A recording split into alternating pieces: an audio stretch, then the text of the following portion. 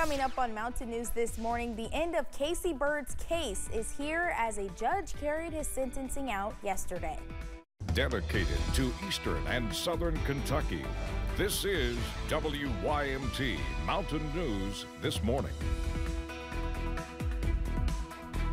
Good morning, I'm Madison Carmouche. We're just past 6:30 this Tuesday morning, and a little birdie told me, Tim, to keep an eye on you today. Make sure you stay in line. So let's send it over to you for a look at our first alert forecast today.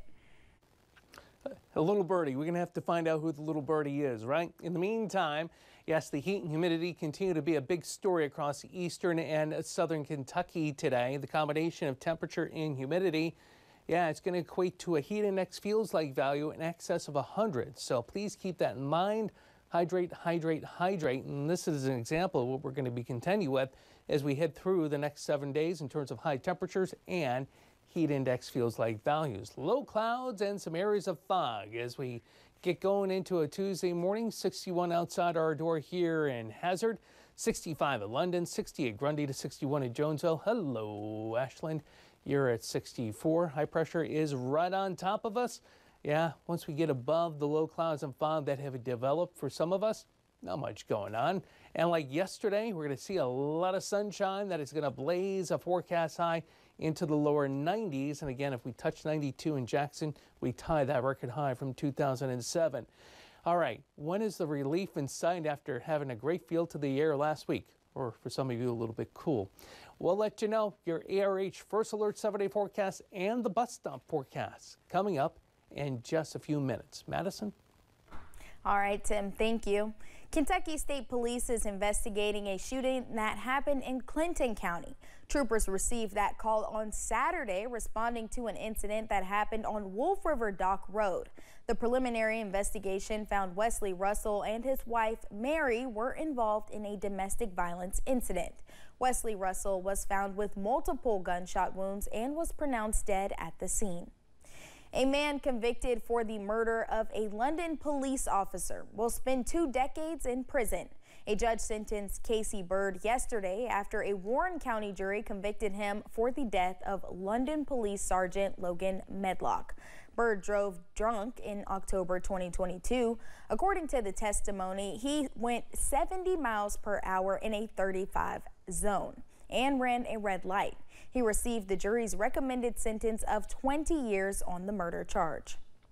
We're happy that justice was served. We're happy with the outcome, but it still doesn't bring back Logan. Casey Bird's attorney says he will be appealing the verdict. A Pike County man is facing charges after he exposed himself to a woman. It happened Saturday when Gary Runyon approached a woman at the Appalachian Plaza parking lot where he, quote, showed his genital area. In the arrest citation, it claims Runyon followed the woman to the gas station, still trying to harass her. Police say when they made contact with Runyon, he appeared to be intoxicated. He was taken to the Pike County Detention Center. A Louisa man is facing charges after police found drugs in his underwear in West Virginia. During the weekend, officials with the Wayne County Drug Enforcement Unit stopped a car, and during that search, they say they noticed Kyler Messer, one of the passengers in the vehicle, trying to hide items. That is when police found meth along with baggies and fentanyl. Police also found a handgun and money.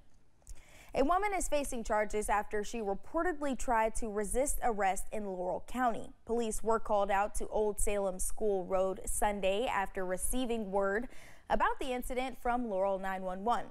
Police later learned that Rachel Vaughn had reportedly been on property that was not hers for several hours. After being told to leave several times, she kept coming back. Police then arrested Vaughn, and they say she kicked an officer and a police cruiser. The sheriff of Kentucky's smallest county is facing his second DUI charge. State police confirmed troopers arrested Terry Gray of Robertson County. They say they got a call Sunday evening about someone driving a tractor off the road. According to his arrest citation, Gray smelled of alcohol. Troopers say he refused a breathalyzer and called his attorney. He was then taken to the hospital for a blood test. before being taken to the Bourbon County Detention Center. He has since been released. A Kentucky man is facing charges after he reportedly jumped through the front glass of a business while trying to get away from police. It happened Sunday morning in Boyle County when police received word about a man in the emergency room who may have been under the influence. Victorino Gonzalez Zapata ran off from police but was later arrested after they found he jumped through the front glass of Sherwin-Williams in Danville. Former President Donald Trump's running mate, J.D. Vance, was in Lexington last night fundraising for the campaign. It was hosted by Joe and Kelly Kraft. Tickets for the fundraiser started at $2,500 per person. Congressman Andy Barr and Hal Rogers co-hosted. Congressman Barr talked about the visit. He is familiar with the values and the hardworking ethic of the people of Kentucky. And I am confident as Vice President, J.D. Vance will be a tireless advocate for the people of Kentucky and this nation because he has that Eastern Kentucky Appalachian grit. Kentucky Democratic Chairman Coleman Elridge criticized the Vance event, saying Vance is pretending to be Appalachian while attending a ritzy event. Vance is scheduled to go on to Tennessee for a fundraiser later today. Kentucky Auditor Allison Ball is suing the Beshear administration for access to a database of child and adult abuse and neglect cases. The Herald Leader reports the lawsuit filed yesterday seeks access to the database called iTwist. The Beshear administration has indicated current law prevents the Cabinet for Health and Family Services from releasing the data, but says the governor supports changing the law. Students and administrators have returned to Buckhorn School in Perry County for the first time since the July 2022 flood. Students got off the bus greeted by administrators, balloons, and signs welcoming them back. The school's first day was delayed by continued construction. Principal Jennifer Hickerson says they found a solution to missing those days. We extend our school day. Our school days are extended by 15 minutes to the other schools in the district. So, which because we switched from a 160 calendar to a 170 calendar, we're getting out about the same time we did last year. Hickerson says they had 325 students attend on their first day, which she said was more than last year. Berea College in Madison County is now offering more financial assistance for their students. The college says thanks to a donor, course-specific items like lab materials or travel costs are now free. For nursing students like Gabby Hatfield, lab materials cost around $150 to cover. She says the lower cost of these resources lessens financial stress. I like to save my money personally, so having that covered lets me pay my bills that I have at home. The coverage is set to last throughout the school year with hopes to continue on in the future.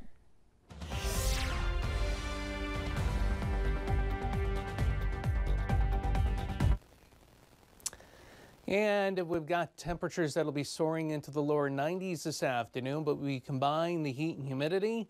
Heat index feels like values 3 digits higher. So needless to say, that's the reason why we're in the first alert mode here on WYMT. High pressure's right on top of us. Nothing's going on, minus some low clouds and fog right now.